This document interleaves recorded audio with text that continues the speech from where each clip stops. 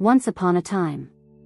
Scheherazade told it to King Shahryar, "Listen, O king, and let this tale soothe your troubled heart. This is a story of old Akamu, the river weaver, who lived in the time when the rivers still whispered secrets to the stones. Akamu wasn't strong like the warriors, nor wise like the village elders. His strength lay in his hands, gnarled and weathered like driftwood, and his wisdom was woven into the very reeds he used. He lived by the great river, the one that snaked its way down from the sky mountains, and his craft was unique. He wove bridges. Not of wood, which rotted, nor of stone, which was heavy and difficult to move. Akamu wove bridges of living reeds. He knew which reeds were strongest, which were most flexible, and how to coax them to grow together, intertwining their roots and stalks into resilient, living pathways across the rushing waters. One year, the rains were relentless. The great river swelled, becoming a raging beast, tearing away trees and flooding fields.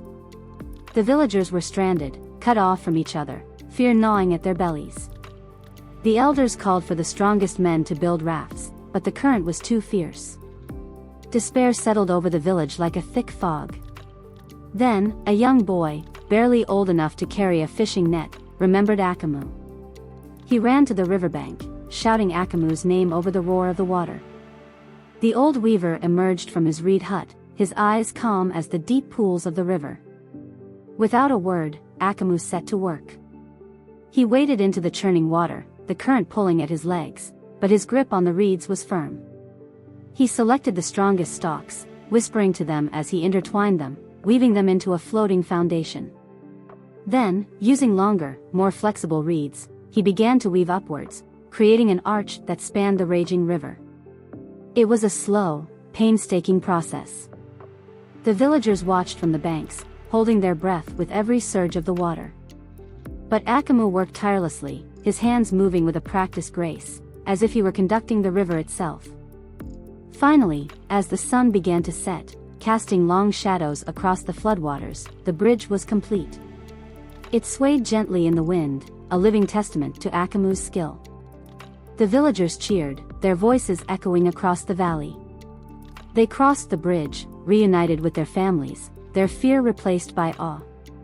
Akamu, the river weaver, didn't seek glory or praise. He simply smiled, a quiet smile that reflected the deep peace of the river itself. He knew that his gift was not just to build bridges of reeds, but to build bridges between people, connecting them even in the face of the greatest challenges. And so, O king, remember Akamu.